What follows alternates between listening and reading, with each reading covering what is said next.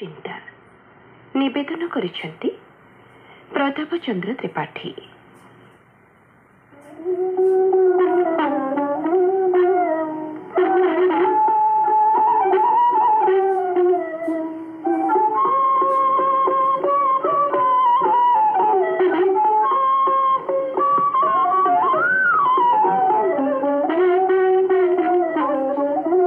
प्रणाम श्रोता बंधु।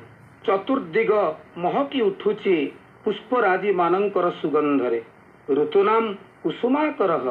भगवत गीता एक कथा स्पष्ट भाव कही बसंत ऋतुर आगमन रे चैत्र मासर जो परिवेश ताहा आम समस्त को आनंद प्रदान करुछि।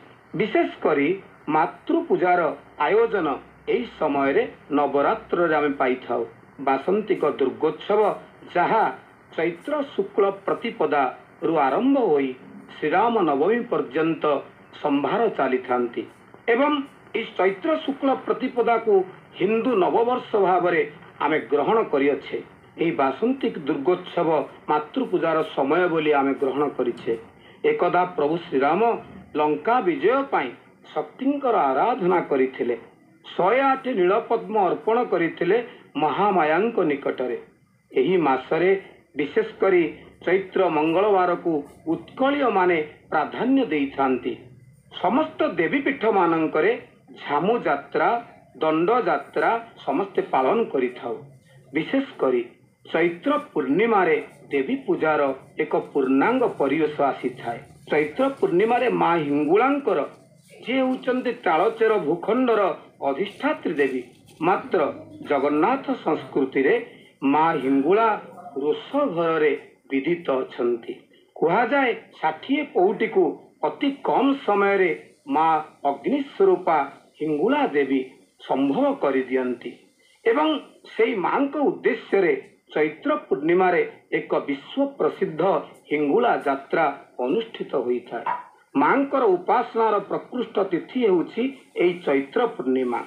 मांकर आविर्भाव स्थली आमे जो तालचेर गोपाल प्रसाद स्थान बोली कहूचे सेठारे अनेक भक्त रुंड होई पणा प्रदान करिथांती एवं माँ आविर्भूता हुअंती। ए चैत्र पूर्णमी रे समस्त गृही लोक माने तांकर परिवार आनंद पाई सुख शांति मनासी माँ मंगला को विशेष अर्चन करिथांती। आमर चैत्र मासरे जो 4टी बा 5टी मंगलवार आसी थाए सेथिरे सेमाने विशेष पूजा करिथांती जहाकु चैती मंगलवार बोली कुहा जाए।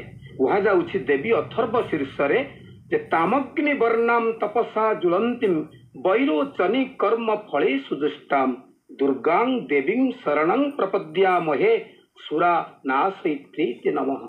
तेणु से अग्निस्वरूपा माँ हिंगुलांकर विशेष नीति चैत्र पूर्णिमा रे सारा संसार पालन करिथाय। सेई शक्तिंकर शरण प्रतिटी प्राणी माने जगत र प्रतिटी अधिवासी प्राणी जगत आशा करिथांती। काहेकि ना कुहा जाए शिव शक्तिया युक्तो जदि भवति शक्तः प्रभवितुम। से शिव हुअंतु ना काहेकि जदि शक्ति युक्त न हेबे गोटिए पाद आग को चलिबा पाई समर्थ होई पारिबे नाही। तेणु शक्तिंकर एक विशेष प्रमुख मास बा से जो पुण्य तिथिटी ताहा हेउचंती चैत्र पूर्णिमा। तेणु ए चैत्र पूर्णिमा रे आमे समस्ते देहि सौभाग्यम आरोग्यम देहि में परमं सुखम रूपम देहि जयम देहि जसो देहि दिशो जहि यही प्रार्थना मां को निकट रे करिबा। हे माँ आमर शत्रु को तुमे विनाश कर रूप जस ज्ञान वैराग्य आमको प्रदान कर। यही प्रार्थना आजिर बेलारे आमे करिबा।